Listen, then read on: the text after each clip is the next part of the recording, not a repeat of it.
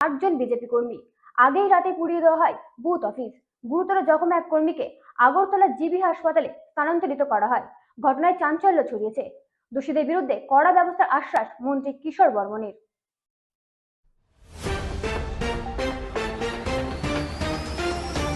মথার আক্রমণে আহত আটজন বিজেপির কার্যকর্তা।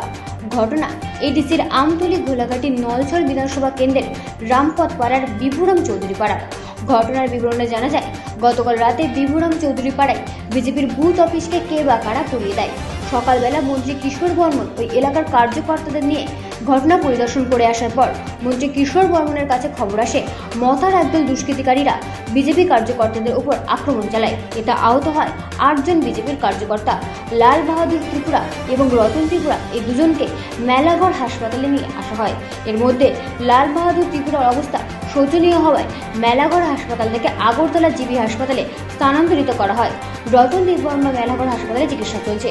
অন্যদিকে আরও 6 জন বিজেপি কার্যকর্তার তক্সাপাড়া হাসপাতালে চিকিৎসা চলছে। ঘটনার খবর পেয়ে মেলাঘড় হাসপাতালে ছুটে আসেন মন্ত্রী কিশোর বর্মন ও সঙ্গে অন্যান্য কার্যকর্তারা। মন্ত্রী কিশোর বর্মন আহতদের সঙ্গে কথা বলেন এবং আহতদের আশ্বাস দেন দুষ্কৃতিকারীদের বিরুদ্ধে আইনের মাধ্যমে কঠোর ব্যবস্থা গ্রহণ করবেন। ওই দিন মন্ত্রী কিশোর বর্মনের সঙ্গে সোনামুড়া মণ্ডল সভাপতি শুভজিৎ দাসকে দেখা যায়। একান্ত এক সাক্ষাৎকারে মন্ত্রী কিশোর বর্মন বলেন, পরাজয়ের ভয়ে মথা সিপিআইএম মিলে অর্থাৎ লাল মাথা মিলে বিজেপি কার্যকরদের ওপর আক্রমণ চালাচ্ছে। এর ফলাফল মানুষ তার ভোট ব্যাংকে আগামী 17 তারিখ সঠিক জবাব দেবে। রাত্রিবেলা আগুন ধরায় দিছে 2023 আমার নির্বাচনের সময় তারা সেখানে সেম ঘটনা তারা সেখানে করছে। আজকে সকালবেলা যখন আমি এখানে যাওয়ার পর সেটাকে যখন দেখাশোনা করার পর যখন আমি ফিরে আসার পর আমার যারা কার্যকর্তারা সেখানে এসছিল জমা দেওয়া, হঠাৎ করে তাদের উপরে ধারালো অস্ত্র, লাঠি, রড, ধারালো অস্ত্র নিয়ে তাদের উপর আক্রমণ করে। এখানে আমার যে এসটি মোর্চার যে মন্ডলের প্রেসিডেন্ট লাল বাহাদুর ত্রিপুরা, তাকেও রড দিয়া বাড়ি দিয়া তার হাতের এখানে ভাঙিয়া দিছে।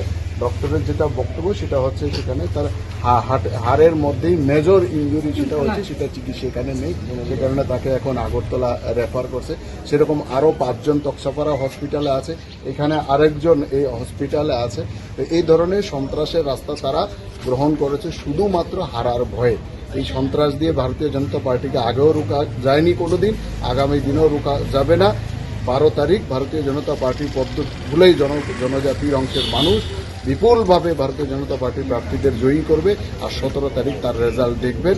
আর এই ধরনের সন্ত্রাসের তীব্র নিন্দা আমরা করি। যে যারা আগে সিপিএম এর হয়ে সন্ত্রাস করছিল 2018 আগে, তারাই আজকে এই কিপ্রা মোথার সাহায্য নিয়ে লাল মোথা রূপ ধারণ করে আজকে এই ধরনের সন্ত্রাস তারা করতেছে। আগামী দিনে আমরাও রাজনৈতিকভাবে গণতান্ত্রিক পদ্ধতিতে তার জবাব দেব। দেববর্মা কি হয়েছে ঘটনা আজকে একটু? ঘটনা আজকে কালকে ওই রামপদ পাড়ায় বিজেপি পার্টি অফিস পড়া দিয়েছিল বলে আমরা খবর পাইছি। মিনিট আসো যাই একটু দেখছি, কথা কইছে তো কিছু দুষ্কৃতীরা মানে 8-10 জন নাম কইছে এখানে বিজেপির প্রেসিডেন্ট বচন দেববর্মা তো কয়েকজন চিনছে, তো নাম কনে তারা আয়া মিনিস্টার যাওয়ার পর আমরা কয়েকজন আয়া সারা পিঠা দিছে। তারা বলতে কারা? তারা চিনি এটি তারা কইতাছে মঠা কিছু সিপিএম আছে বলে। মথার সিপিএম? হ্যাঁ। নাম জানুনি? নাম তো একটা সমীরাই আর সত্য আছে, আর তারা আরো কয়েকজন আর নাম জানি না, আমরা তো এত বেশি দিন এত। এর মধ্যে কজন আক্রমণ করছে এরা? আক্রমণ প্রায় 8-9 জন হইব। 8-9 জন। এর মধ্যে গুরুতর আহত তোমরা 2 জন? হ্যাঁ। এটা কি মন্ত্রীর সামনে ঘটনাটা হয়েছে? না, আমরা মন্ত্রী যখন আইসি তো আমরা বাইক উঠছি, তো তারা ভাবছে আমরা তো তারা পাড়া, তারা মনে করছে তারা সবাই যার যার বাড়ি যাইব না, তারা আমরা উল্টা আয়া ফিরা শুরু করছি।